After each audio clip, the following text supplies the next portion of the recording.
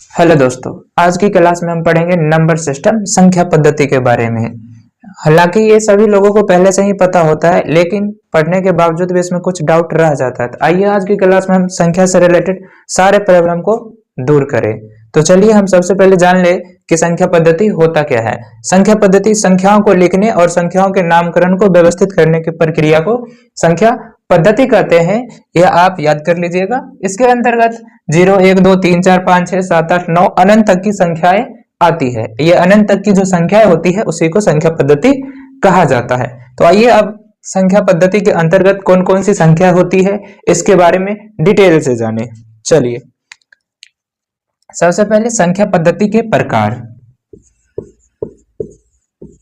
संख्या पद्धति के प्रकार हम इसमें आपको बता दें कि संख्या पद्धति के प्रकार में इसमें 12 प्रकार की संख्याओं के बारे में पढ़ा जाता है। इसमें 12 प्रकार की संख्याओं के बारे में पढ़ा जाता है। तो आइए अब हम डिस्कस कर ले कि ये 12 प्रकार की संख्या कौन कौन सी है और एक एक संख्या के बारे में हम डिटेल से अच्छे से जाने। तो चलिए शुरू करते बिना टाइम गवाए हुए। पहला, इसके अंतर्गत पहला संख्या आती है प्राकृतिक संख्या। प्राकृतिक संख्या जिसको इंग्लिश में नेचुरल नंबर बोलते हैं। नेचुरल नंबर ये क्या होती है?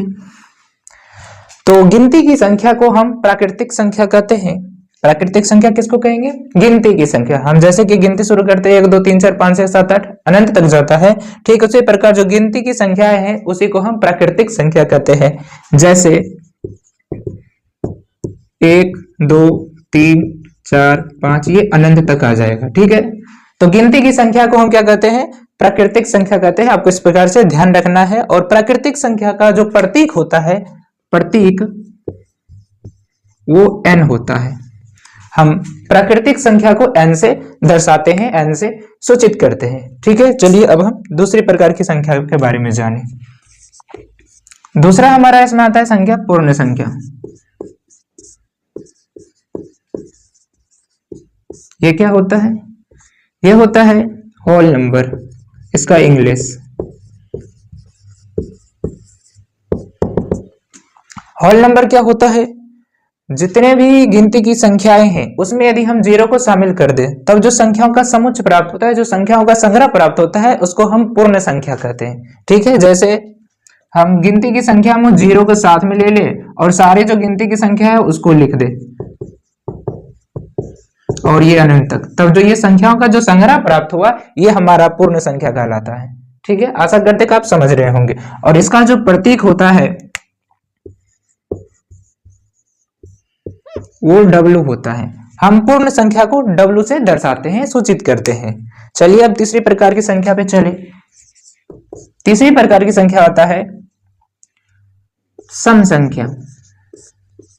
सम संख्या जिसको बोलते हैं इवन नंबर। इवन नंबर ये क्या होती है? सम संख्या क्या होती है? सम संख्या वे प्राकृतिक संख्या होती है जो 2 से पूर्णतः विभाजित होती है। सम संख्या पहले तो ये सभी प्राकृतिक संख्या होगी, सभी प्राकृतिक संख्या, या फिर बोले कि वे संख्या, वे प्राकृतिक संख्या जो 2 से पूर्णतः विभाजित हो उसे हम क्या कहेंगे? उसे हम सम संख्या कहेंगे, इवन नंबर कहेंगे, ठीक है। जैसे हमें प्राकृतिक संख्या लेना है जो 2 से विभाजित हो, तो 2 से विभाजित होने वाली संख्या या तो 2 होगा, 4 होगा, 6 होगा, 8 होगा, इस तरीके से चलता जाएगा, ठीक है। और जो सम संख्या का है ऐसे तो इसका प्रतीक कुछ नहीं होता है खास, लेकिन हम इसका जो पहला लेटर है इसको हम ले लेते हैं, तो इसका प्रतीक ई हो जाएगा, ई, ठीक है। चलिए अब हम अगली प्रकार की संख्या में चले तो हमारा अगला प्रकार संख्या का आता है विषम संख्या। विषम संख्या। विषम संख्या क्या होता है? तो विषम संख्या इसका इंग्लिश में लिख ले, इसका इंग्लिश होता है ऑड नंबर, ऑड नंबर। विषम संख्या ये सम संख्या का ठीक उल्टा कह सकते हैं कि वे प्राकृतिक संख्या जो दो से पूर्णतः विभाजित नहीं होगी, ये सम संख्या का उल्टा हम ऐसा कह सकते हैं। हम लिखेंगे वे प्राकृतिक संख्या, वे प्राकृतिक संख्या जो दो से पूर्णतः विभाजित ना हो, वो संख्याएं जो होगी वो विषम संख्याएं कहलाएगी। जैसे हम 1 कह सकते हैं, 3, 5, 7, 9 इस तरीके से चलता जाएगा। और जो विषम संख्याएं का प्रतीक है, इसका कोई प्रतीक नहीं होता है, लेकिन हम इसको 2n+1 के रूप में दर्शा सकते हैं। जो विषम संख्याएं होगी वो 2n+1 के रूप का होता है, जहां पर जो है n हमारा पूर्णांक होगा। ठीक है, आशा करते हैं कि आप समझ रहे होंगे। तो आइए अब जान ले कि पूर्णांक संख्या क्या होती है। अगली संख्या हमारा 5वां प्रकार का संख्या है, वो होता है पूर्णांक संख्या।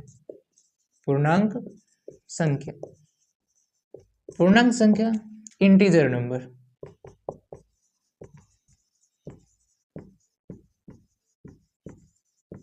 ये क्या होती है? तो ये पूर्ण संख्या के जो परिवार होता है, पूर्ण संख्या जो संग्रह होता है, जो समुच्चय होता है, उसमें यदि हम ऋणात्मक संख्या को सम्मिलित कर ले, या फिर बोले कि ऋणात्मक संख्या, ऋणात्मक संख्या शून्य तथा धनात्मक संख्या, धनात्मक संख्या का संग्रह पूर्णांक संख्या कहलाता है, इंटीजर नंबर कहलाता है। ठीक है, जैसे हम माइनस के इन्फिनिटिव से चल सकते हैं, -3, -2, -1, 0, 1, 2, 3, ये इन्फिनिटिव अनंत तक जाएगा। तो ये सारी जो संख्याएं हैं वो पूर्णांक संख्याएं कहलाती है। और पूर्णांक संख्याएं दशमलव के रूप का नहीं होता है, बहुत लोग दशमलव में रहता है तो उसको भी बोल देते हैं कि पूर्णांक संख्या, तो ऐसा नहीं बोलना है। और पूर्णांक संख्या का प्रतीक हो जाएगा Z, पूर्णांक संख्या का प्रतीक Z हो जाएगा, लेकिन बहुत लोग इसको I से भी लिख देते हैं, तो इसलिए हम लिख देंगे Z या I। ठीक है, अब चलिए हम पूर्णांक संख्या के प्रकार के बारे में भी जान लें। तो पूर्णांक संख्याएं 3 प्रकार की होती है। पूर्णांक संख्याएं 3 प्रकार की होती है। पहला धनात्मक पूर्णांक, जिसमें जो धन आवेशित संख्याएं हैं, प्राकृतिक संख्याएं, वो आ जाता है। जैसे 1, 2, 3 ये अनंत तक आ जाएगा, तो ये हो जाएगा धनात्मक पूर्णांक। ठीक है, दूसरा आता है शून्य पूर्णांक या फिर उदासीन पूर्णांक। दूसरा उदासीन पूर्णांक, इसके अंतर्गत शून्य आ जाएगा। और तीसरा पूर्णांक होता है ऋणात्मक पूर्णांक, ऋणात्मक पूर्णांक, इसमें जितने भी ऋण आवेशित संख्याएं होगी वो सभी आ जाएगी, -1, -2, -3 इस तरीके से माइनस के अनंत तक। ठीक है, तो आशा करते हैं आपको इतनी जो 5 प्रकार की संख्याएं होंगी वो अभी तक समझ में आ गया होगा। ठीक है, चलिए हम अगले प्रकार की संख्या के बारे में पढ़ते हैं।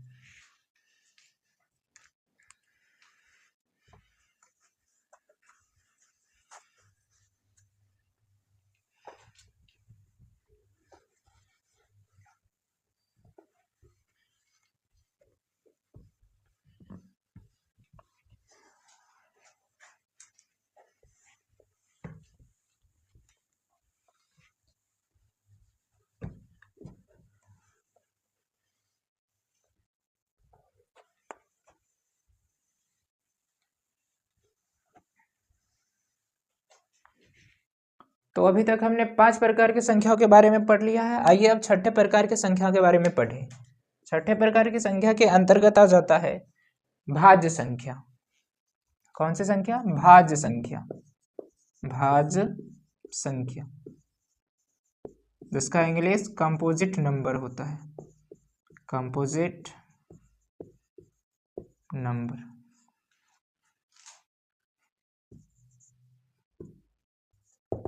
ये क्या होता है? भाज्य संख्या। भाज्य संख्या वे प्राकृतिक संख्याएं होगी जो 2 से पूर्णतः विभाजित होगी, ठीक है। या फिर हम ऐसे कहेंगे तो हमारा परिभाषा गलत भी हो सकता है, तो हमें इस प्रकार बोलना होगा, वे प्राकृतिक संख्याएं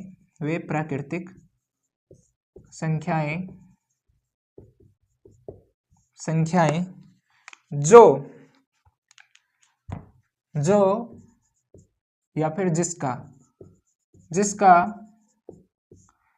एक तथा स्वयं के अलावे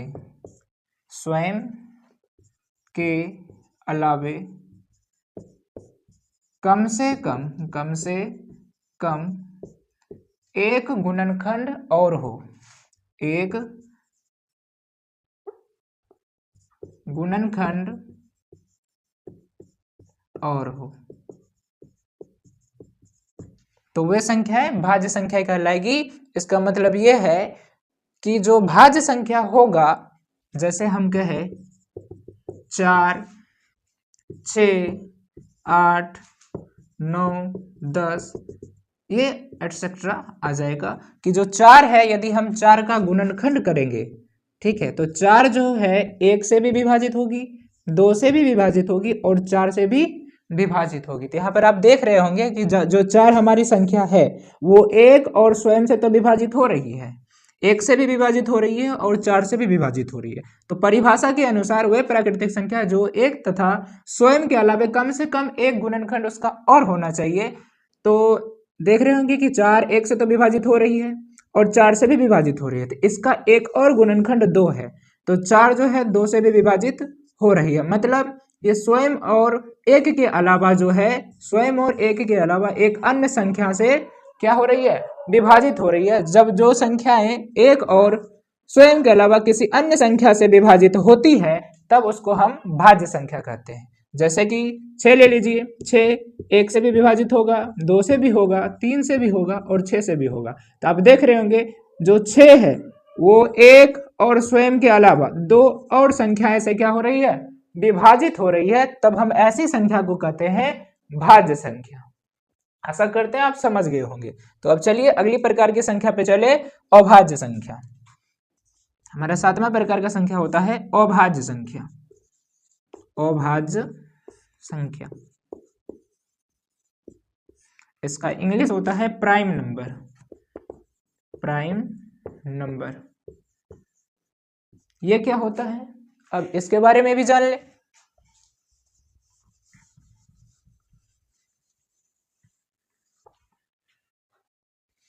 अभाज्य संख्या ठीक इसका उल्टा हो जाएगा। इसमें जो है वे प्राकृतिक संख्या हम लिखेंगे, वे प्राकृतिक संख्या जो एक तथा स्वयं के अलावे किसी अन्य संख्या से विभाजित ना हो, तब हम ऐसी संख्या को कहते हैं अभाज्य संख्या। एग्जाम्पल देखिए, जैसे लिखे हम 2, 3, 5, 7, 11, 13, ये एटसेट्रा आ जाएगा। तो 2 जो है ये तो या तो 1 से ये विभाजित होगा या 2 से होगा। 3 जो है वह तो 1 से विभाजित होगा या फिर 3 से होगा। इसी प्रकार 5 है वह तो 1 से विभाजित होगा, नहीं तो या 5 से विभाजित होगा, या तो 1 से होगा या फिर 5 से होगा। तो यहाँ पर आप देख रहे होंगे कि 2 है, 2 जिसका गुणनखंड या तो 1 हो सकता है या 2 हो सकता है। ये जो है ये तो 1 से विभाजित होगा या फिर ये स्वयं से विभाजित होगा। इसी प्रकार 3 जो है या तो ये 1 से विभाजित होगा, नहीं तो ये खुद से विभाजित होगा, स्वयं से विभाजित होगा। तो इसमें आप देख रहे होंगे कि 1 और ये खुद के अतिरिक्त किसी अन्य संख्या से विभाजित नहीं हो रहा है। इसका मतलब 2, 3 जो है और 5 जो है ये अभाज्य संख्या है। और यहाँ पर आप देख रहे होंगे कि 4 जो है 4 ये 1 और स्वयं के अलावे एक अन्य संख्या से विभाजित हो रही है तो वो भाज्य संख्या हो जाएगा, जबकि एक और स्वयं के अलावा किसी अन्य संख्या से जो संख्या विभाजित नहीं होती है वो अभाज्य संख्या हो जाता है। ठीक है, यहां से आपको एक पॉइंट याद रखना है कि जो सबसे छोटी भाज्य संख्या होती है वो 4 होती है। सबसे छोटी भाज्य संख्या क्या होती है? सबसे छोटी भाज्य संख्या वो 4 होती है। और इसी प्रकार इसमें आपको याद रखना है सबसे छोटी अभाज्य तथा सम संख्या जो है वो 2 होती है। 2 सबसे छोटी अभाज्य संख्या भी है और 2 ही सबसे छोटी सम संख्या होती है, हमने पीछे पढ़ा दिया, देखे होंगे। चलिए अब इसमें एक और संख्या आता है 8वीं प्रकार का, वो भी इसी से रिलेटेड है। देखिए 8वां हमारा संख्या होता है सहअभाज्य संख्या। सहअभाज्य संख्या ये क्या होता है?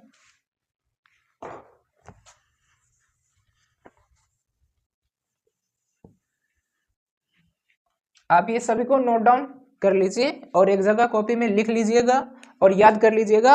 आपको कहीं यदि पढ़ाते भी हैं तो उसमें भी आपको सुविधा होगा, यदि कोई आपसे पूछ देता है तो आपको समझाने में भी बहुत सहूलियत होगी। सहअभाज्य संख्या इसका इंग्लिश होता है को प्राइम नंबर।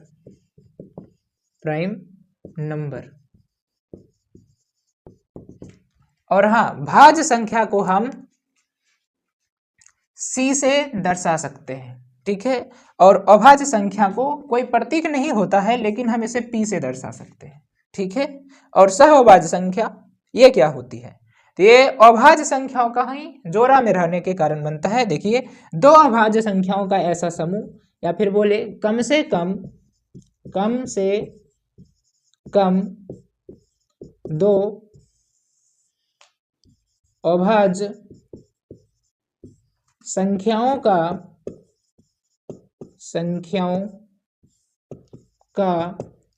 ऐसा समूह जिसका HCF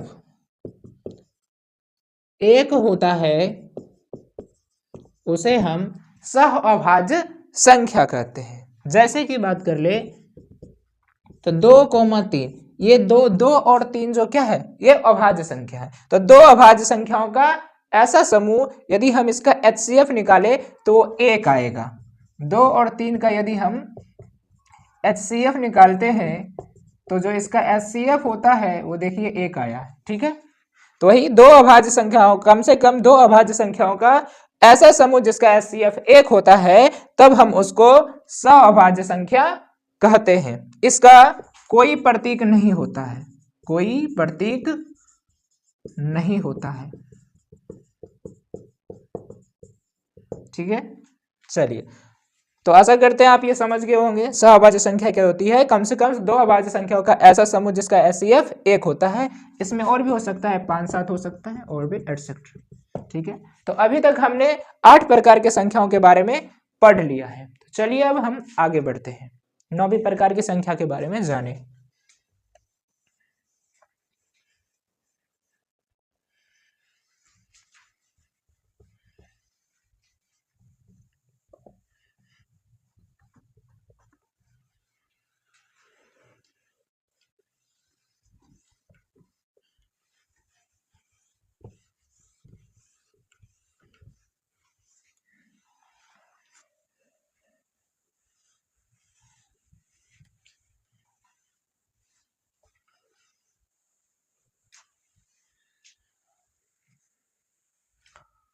तो हमारा अगली प्रकार की संख्या आता है 9 नंबर में परिमेय संख्या। परिमेय संख्या जिसका इंग्लिश होता है रैशनल नंबर। रैशनल नंबर ये क्या होता है? आपने बचपन से ही पढ़ रखा होगा कि वे संख्या है जो p/q के रूप में लिखा जाता है, जहां p व q क्या है, पूर्णांक है तथा q का मान 0 के बराबर नहीं होता है तो उसे परिमेय संख्या कहते हैं। तो परिमेय संख्या है वे संख्याएं जो p बाय क्यू के रूप का हो, ठीक है, जहां वेयर p व q पूर्णांक हो। पूर्णांक क्या होता है हमने पीछे पढ़ लिया है, जहां p व q पूर्णांक हो तथा q जो है वो 0 के बराबर नहीं होना चाहिए, मतलब 2/3 2/0। यहां पर देख रहे होंगे कि q का जो मान है, इससे तुलना कीजिए, ये p हो गया ये q हो गया, इसमें ये p हो गया ये q हो गया। यहाँ पर जो है q का मान जो है 0 लिख दिए हैं, इसलिए यह परिमेय संख्या नहीं होगा, ठीक है। हम इसको मिटा देते हैं, इसमें हम 0 लिख सकते हैं। और आप यह पढ़े होंगे कि जो p बाय q के रूप का हो उसको परिमेय संख्या कहते हैं, लेकिन इसमें थोड़ा सा और हम चेंज करेंगे ताकि और अच्छे से समझे कि जिसे या फिर जिसे p बाय q के रूप में लिखा जा सकता है, उसे हम क्या कहते हैं, परिमेय संख्या कहते हैं। या जो p बाय q के रूप का होता है, ठीक है। देख रहे होंगे कि ये p बाय q के रूप का है तो ये परिमेय संख्या है। 0 p बाय q के रूप का नहीं है तो हम इसको p बाय q के रूप में लिख सकते हैं। आप जानते होंगे कोई भी संख्या हो उसके नीचे में हर में जो है एक होता ही है। अब जरा हर की बात है तो आप ये भी समझ ले कि ऊपर वाला जो होता है उसको हम अंश कहते हैं और नीचे वाला जो होता है उसको हम हर कहते हैं। तो इसके अंतर्गत एग्जाम्पल में आ जाएगा 2/3 0/1 -2 -1 6.2/3 4 -5 ये एटसेट्रा आ जाएगा, ठीक है। आशा करते हैं कि आप परिमेय संख्या के बारे में समझ गए होंगे। वह संख्या जो p बाय q के रूप का होता है या फिर जिसे p बाय q के रूप में हम लिख सकते हैं, जहां p व q क्या होना चाहिए, पूर्णांक होना चाहिए तथा q का मान 0 के बराबर नहीं होना चाहिए, तो वह सारी संख्याएं को हम परिमेय संख्या कहते हैं। तो चलिए अब अगले प्रकार की संख्या पे चलें। तो हमारा अगले प्रकार की संख्या में आता है अपरिमेय संख्या। अपरिमेय संख्या, इर्रेशनल नंबर। ये क्या होता है, ठीक इसका उल्टा होता है कि जो परिमेय संख्या नहीं होगी वो अपरिमेय होगी। कैसे, देखिए, तो इसको p बाय q के रूप में हम नहीं लिख सकते।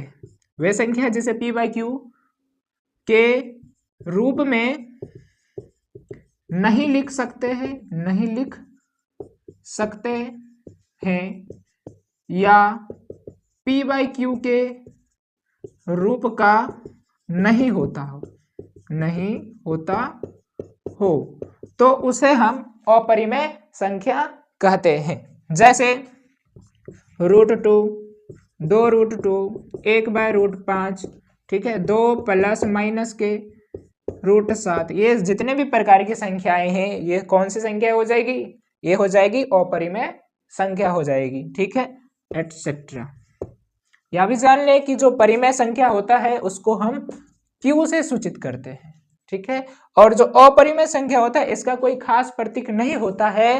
हालांकि ये अपरिमेय संख्या है, वास्तविक संख्या में से परिमेय संख्या को घटाने के बाद मिल जाएगा, तो हम इसको कह सकते हैं कि अपरिमेय संख्या को हम q डैश द्वारा सूचित कर सकते हैं। परिमेय संख्या को q से दर्शाया जाता है, सूचित किया जाता है, और अपरिमेय संख्या को q डैश से सूचित हम कर सकते हैं, ठीक है। आशा करते हैं आप यहाँ तक समझ गए होंगे।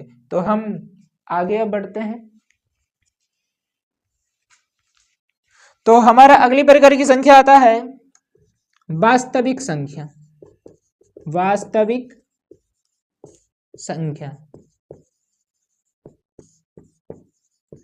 रियल नंबर, ठीक है।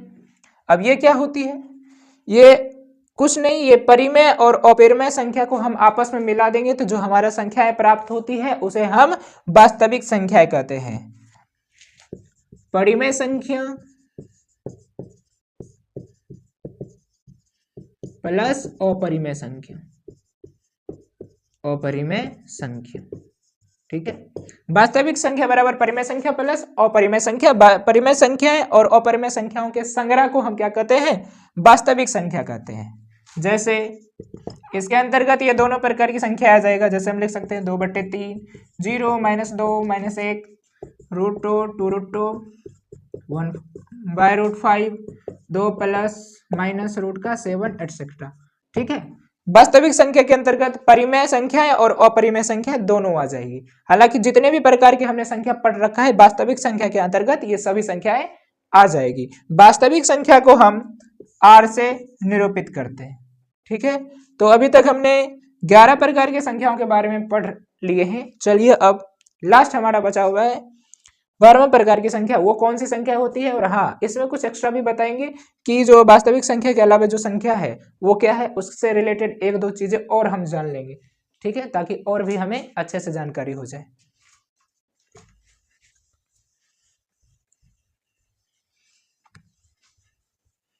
और उम्मीद कर रहे होंगे कि आप यहाँ तक समझ गए होंगे। यदि तब भी कोई डाउट रह जाता है या कहीं पर भी कंफ्यूजन हो रहा है तो आप हमें कमेंट में पूछ सकते हैं। ठीक है,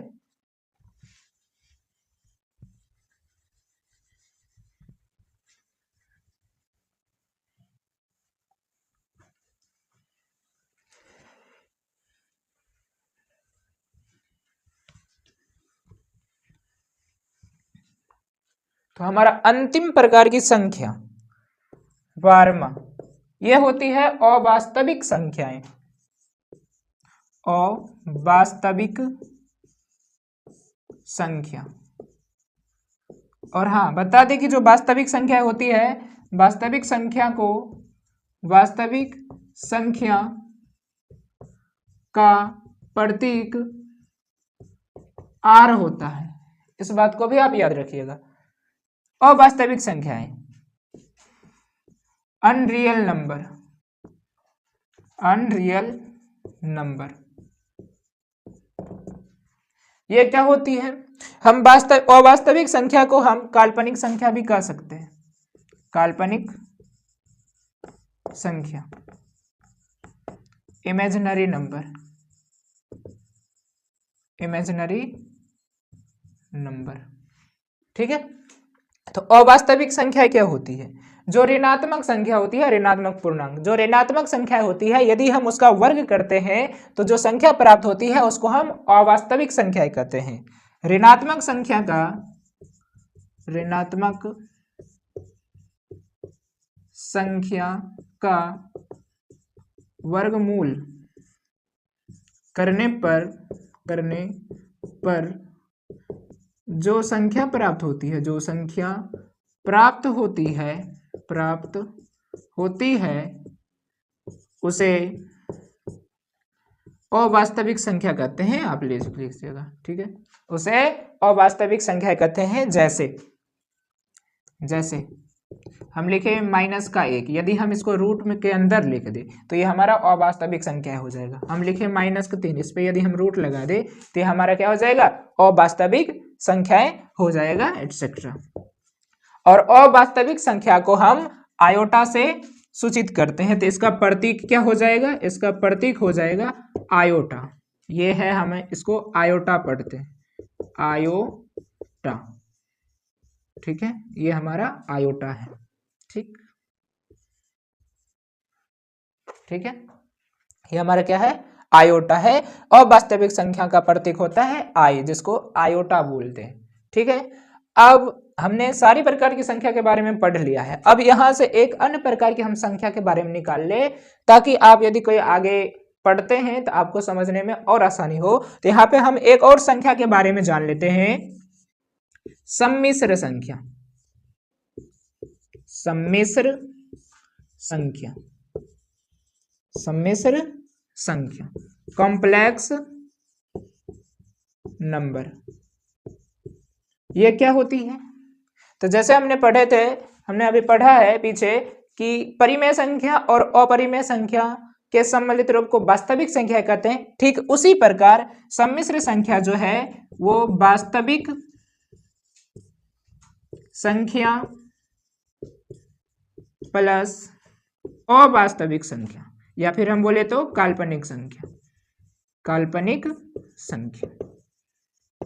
वास्तविक संख्या और काल्पनिक संख्या का सम्मिलित रूप हमारा क्या कहलाएगा, सम्मिश्र संख्या कहलाता है। ठीक है, और सम्मिश्र संख्या को हम z से निरूपित करते हैं। आप आगे पढ़िएगा डिटेल में, अभी नहीं जानना है। तब ये जान लीजिए कि सम्मिश्र संख्या जो है वास्तविक संख्या और काल्पनिक संख्या के रूप का होता है। इसका एग्जाम्पल जैसे हम लिखे तो ये हो जाएगा, सम्मिश्र संख्या जो है a प्लस आयोटा b के रूप का होता है, जहां पर a जो है वो हमारा वास्तविक भाग होता है, वास्तविक भाग, और b जो होता है वो हमारा काल्पनिक भाग होता है। ठीक है, तो आशा करते हैं आपको जितने भी प्रकार की संख्याओं के बारे में बताए हैं वो अच्छे से समझ में आ गया होगा। तो बस आज के लिए इतना ही, बाकी फिर अगले क्लास में